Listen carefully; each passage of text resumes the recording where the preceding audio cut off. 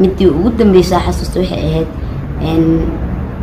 commenti oo la igu soo qoray TikTok oo ahaa qof wuxuu soo qoray tan u dhan maxaa lacagtas looga bixinayaa ma dhalayso ma dhasho waaye. aad baan idin salaamayaa saaxiibayaal meel kasta joogtaan. halkan waa rashka True Love saaxiibada meel kasta joogtaan. aad baan idin salaamayaa. waxaan idin soo gudbin doonaa saaxiibayaal xog ku saabsan qaaliladan fanaanadeena Soomaaliyeed ayaa waxaa lagu soo waramayaa in markaasi hal arin ay ku murugootay. run ahaantii arintan ayaa noqonaysa mid qalbigeeda aan u fiicneen. sidoo kale waxaa jira dad aflagaadeeyay qaaliladan oo sheegay in qaaliladan ay madalays tahay. arrimaha ku saabsan aynu falaqeyn doonaa. waxayna hore u sheegtay in aysan weligeeda caafin doonin. maxay tahay sababaha ku kalifay ee uu oynayso fanaanadeena qaaliladan? arrintan aynu eegi doonaa saaxiibayaal. waxaan idinka codsanayaa inaad soo dhawaataan channelkeena Rashka True Love, aad noo subscribe gareysaan. waxaad leeyahay saaxiibada soo dhawaada. haddii aan ku bilaabno saaxiibayaal, qaaliladan waxay ku nooshahay gudaha magaalada Nairobi ee caasimadda waddanka Kenya. sidoo kale fanaanadeena qaaliladan dhawaan ayay ahayd markii aqalgalaysay oo waxay guursatay ninka la yiraahdo Raage Cabdi oo markaasi sawir qaada sidoo kalena muuqaal duuba ah. iyadoo ay saasi tahay qaaliladan waxa ay leedahay shacab fara badan, boqolkiiba 88 oo ay aaminsan yihiin qaaliladan. sidoo kale qaaliladan waxa ay tahay inan markaas dadka madadaalisa. fanku dabcan waxa ay ku tahay boqolkiiba boqol, dadka inay madadaalisana boqolkiiba boqol ay ku tahay. laakiin hal arin ayaa ka oysiisay fanaanadeena qaaliladan. halkaas arin ayaa noqotay fallaar markaasi dhanka feeraha looga aadiyay. runtii markastoo iska ilmeynaysa haddii halkaas arin ay saaxiibada markaan iminkan idin soo gudbiyo waan idin sheego markastoo ay ilmeysaa sida ayada qudheeda ay sheegtay. oo waxay sheegtay dad baa jira aan horumarkayga aanan dooneynin. waxaana sidoo kale ay sheegtay in ay aad iyo aad ugu xun tahay halka arin oo ah in markastoo la yiraahdo qaaliladan waa madalays weeyaan. runtii ubadka waxa haya Allah subhanahu wa ta'ala. qofka aad maanta aad ku leedahay madalays ayaa tahay, maanta birita ka maalin adiga alla waa uu ka dhigi karaa qof madalaysa.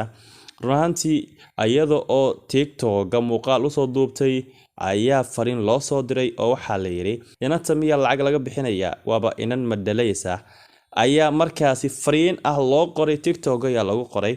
kulay way naxday. waxay tiri hal habeen oo dhan ayaa ilmeynayay oo qalbigayga dabcan qofkaasi ma caafinayo. waxay tiri sidoo kale dad badan ayaa isoo direen arimahaas oo kaleeto. kulay waxay tiri maanta haddii aan geeriyoodo ma caafinayo, haddaan maanta geeriyoodo ma caafinayo tiri. sidoo kaleeto waxay tiri aniga weligay dadku waan caafin jiray, waxaana dabcan ahay qof inan markaasi dabcan dadka caafisa. waxayna sidoo kaleeto ay sheegtay in haddii fariin qofkaasi uu jiro in maxaa la yiraahdaayo dabcan qofkii yiri qaaliladan madalays ayaa tahay waa in fariin uu soo diraa kadibna aan ka arkaa raaligelinta markaas ayaan aqbalaya ay tiri. haddaba ayadoo dhahaysa dabcan qofkaasi ma caafinayo saaxiibada, bal muuqaalkeeda waatan nala daawada. midii ugu dambeysay xasuusta waxay ahayd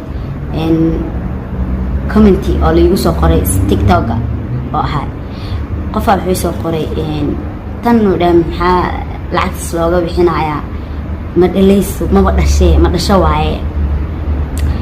hadalkaas wallahi aad aan uga xumaaday. qofna lama sheer gareenin sababtoo qof uu la sheer gareen maxay qofkaas uu iga xanaajiyay habeen igu soo dhacday. wallahi ina been idin sheegin waan iska ooyay. sababta uu ooyna wax kala ma aysan ahayn. qofkaas wuxuu igu caayay igraal noqda qofkaas wuxuu igu caayay aan ku fakiray waxay ahaayeen. midda koowaad waxay ahayd qofkan markuu ku dhahayo ma dhalaysa tahay ama ma dhalaysid isaga garantiin miya inuu dhalaayo because haddii hore u dhashay xitaa waxa laga yaabaa saaxiibayaal waad aragteen. runtii waa arin markaasi muruga haddii qof inan dhan la yiraahdo qalbiga laga jibinayo. arintaasi bal adig ahaan daawade, bal adig ahaan haddii lagu yiraahdo madalays ayaa tahay ka waran maxaad dareemi lahayd?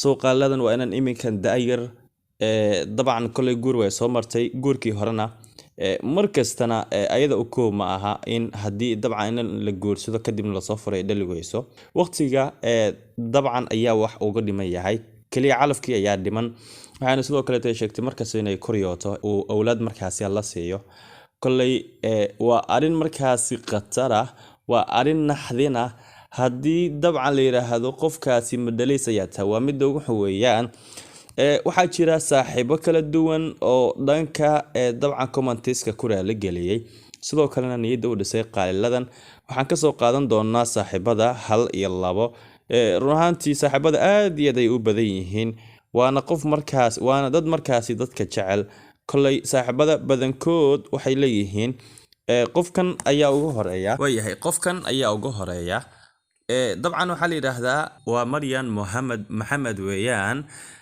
runtii way ilmanaysaa waxay tiraabayo qalbiga khayr u sheeg insha Allah waad helaysaa awlaad saalixa oo alle wax lagama waayo laakiin waa imtixaan adooyo samirka badi abaayo insha Allah waad heli doontaa ha u bixin dadkan iska hadlaya awlaadna Allah baxsho hamurugon ayay tiri inanta marin la yiraahdo sidoo kale Manaas Cabdullaahi waxay leedahay xabiibtii inta ku nacab waxa ka badan inta ku jecel aan aaminsanahay ina aniga ka ahay macaanto anaga ku jecel anagana waxa noo tahay boqortooyo ayay tiri Manaas Cabdullaahi waa saaxiibada inta badan markaasi dabcan commentiga soo diray oo qalbiga iyo waliba niyadda u dhisayay fanaanada qaaliladan la yiraahdo sawda qurux xalada baayo ilaahay uu ku siin karaa ubad fiican oo markaasi diin leh oo akhlaaq leh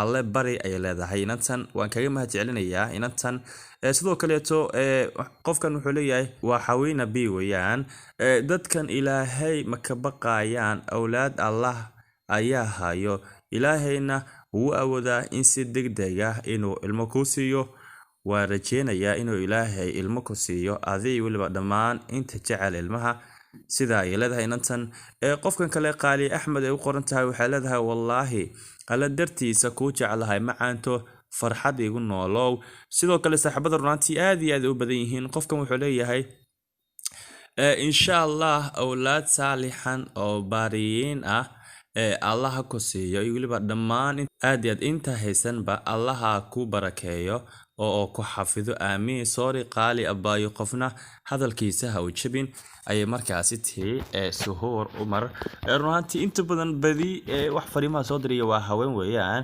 xamdi waxa leedahay ilaahay awlaada baariya ku siiyo aamiin abaayo qaali alle ayaa markaasi bixiya awlaada waxaana ku rajeenayaa in alle uu ku siin doono caruur aad markaasi ku ildoogsato insha Allah waliga faraxsanow ayaa markaasi leeyihiin saaxiibada kullay saaxiibada waxay ahaayeen kuwa badankooda fariimaha inoo soo dirayay saaxiibada waxaan idin leeyahay aad baan idin salaamaya waqti habooni way qurux badan ayaan idin rajeenayaa waxaan ka codsanayaa muuqaalkan inaan halkan ku hakiyo in aad qaaladan aan u soo wada duceeno in markaasi awlaad saalixa oo alle oo siiyo kulay saaxiibada waxaan idin leeyahay muuqaalkiisa xigaan oo kulantii waxaan idin ka codsanayaa in channelkeena Rashka True Love aad noo subscribe gareysaan noole kulantii ayaan idin leeyahay